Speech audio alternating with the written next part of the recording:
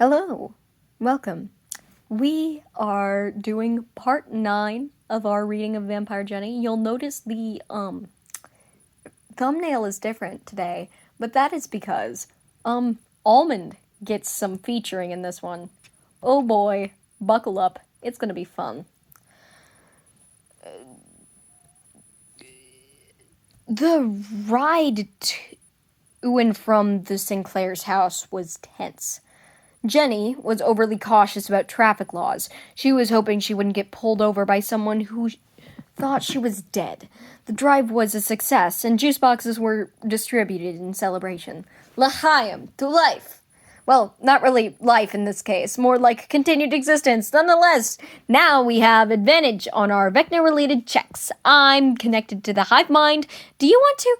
Jenny toasted, tapping her juice box to Erica's before a rapid knocking sounded against the door. Jenny snickered as she hid behind the door and opened it for the group. Erica smirked and put her hand over Lucas's mouth before he could ask questions. What are you doing here? Looking for a vampire? Because the only thing we've found so far has been a squirrel. Erica sassed, suppressing a grin when Almond scampered in front of her on Jenny's cue and hissed at the rest of them. Robin leapt back in alarm. Does that thing have rabies? She asked shakily. Jenny closed the door behind the group and growled, trying to hide her smirk. No, but I might. She rumbled, making Robin hide behind Mike and Nancy, who were also startled. I got you guys so good! Jenny cackled, adopting her regular mannerisms.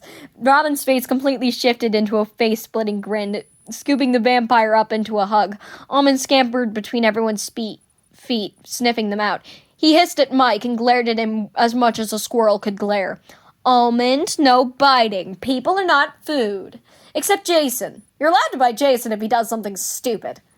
Jenny rebuked, still being held off the ground. Robin set her down to sweep over Jenny with her gaze. You named it Almond? Lucas asked, sharing Mike and Nancy's look of confusion. Yep. He licked my blood off the sidewalk, and so now he's my vampiric servant. He's connected to the hive mind now and considers me God, so that bodes well for our chances of annihilating the limp raisin that put Max in a coma. He also killed me, but that was indirectly, and he also brought me back to life. I'm more mad about the latter. If he had just killed me, I could rest in peace, but no. The guy decides to make me basically Kaz and puts me in charge of his armies. Bad move on his part. He thinks he can still control me when I have the power of the Jackson 5 on my side. He's tried once already, but he was really weak and I fought him off. Who wants a juice box? Jenny affirmed, glossing over her battle with Vecna despite knowing that her friends were smart enough to catch on. You're being really childish, Jenny. What's up? Mike asked, attempting to make his way over to her around the hostile squirrel in his path. Well, I've already died once, and we haven't found anything that can stop me yet, so I'm going to act as childish as I want. Jenny stated, sipping her juice box dramatically. Who's Kaz again? You keep talking about him like we know who he is, Lucas asked, causing Erica to roll her eyes. Were you not paying attention during Hellfire Laundry Basket? He's Vecna's lieutenant, who was brought back to life as a vampire and eventually betrayed him and killed him. Legend says that his sword whispered to him and convinced him to betray his master. I, however, don't need convincing. My sword is I want you back by the Jackson 5. I would be willing to learn to wield an actual sword, though. I can already basically use a quarterstaff with proficiency. How hard can a sword be?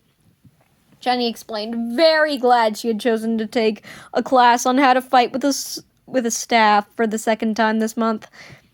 We really need to be realistic, Jenny. How fast could you learn to use a sword with no prior training?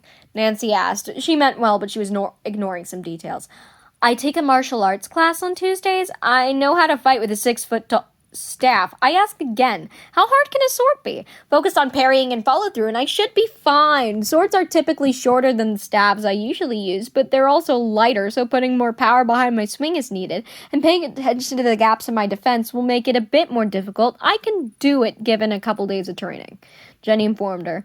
The next couple of days, Jenny spent at home honing her abilities with the sword. When not training, she would spend her time gathering cover stories of everyone else in the group, so she knew exactly how to explain her absence on Sunday to Gertie and the other ladies from church. She was incredibly grateful that they showed so much care for her over the years, even if she was lying to them about believing in God. Jenny basically had a community of nice Catholic grandmothers that cared about her more than her parents ever did.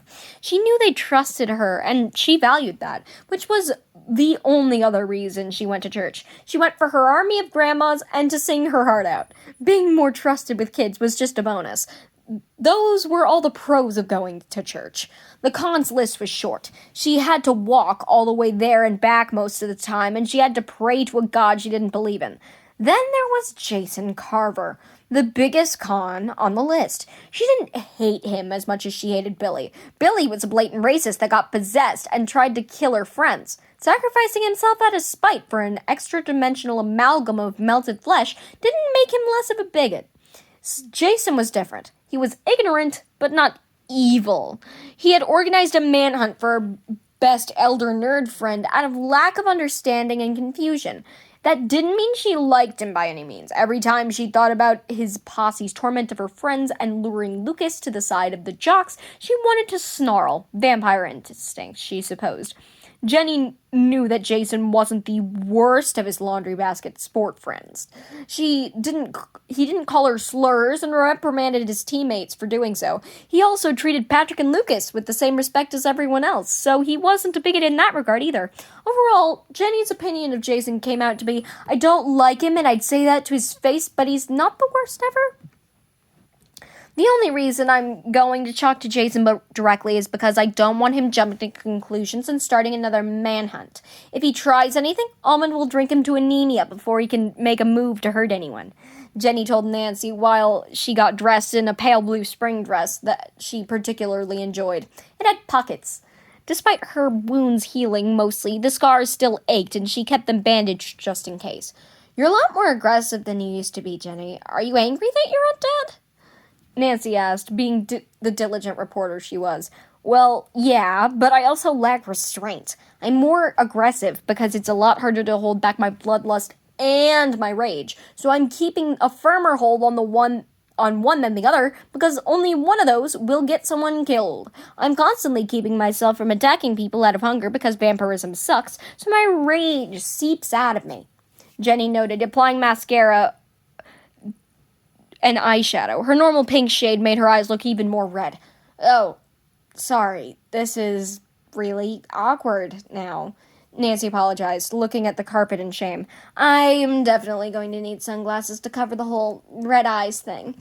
It's no big deal, Nancy. I'm going to church after being dead for a week. None of this is normal. It's going to be awkward because this is new for everyone involved, Jenny stated, examining her eyes with disappointment. She grabbed her sunglasses and hopped in her car to drive to church. It would have been suspicious if she walked with her supposedly banged-up ankle. Time to set the plan for Jason into motion. And that is all. And so I will be signing off. Good afternoon, good evening, good morning, good night, whatever time it is for you. Have a good time. Peace.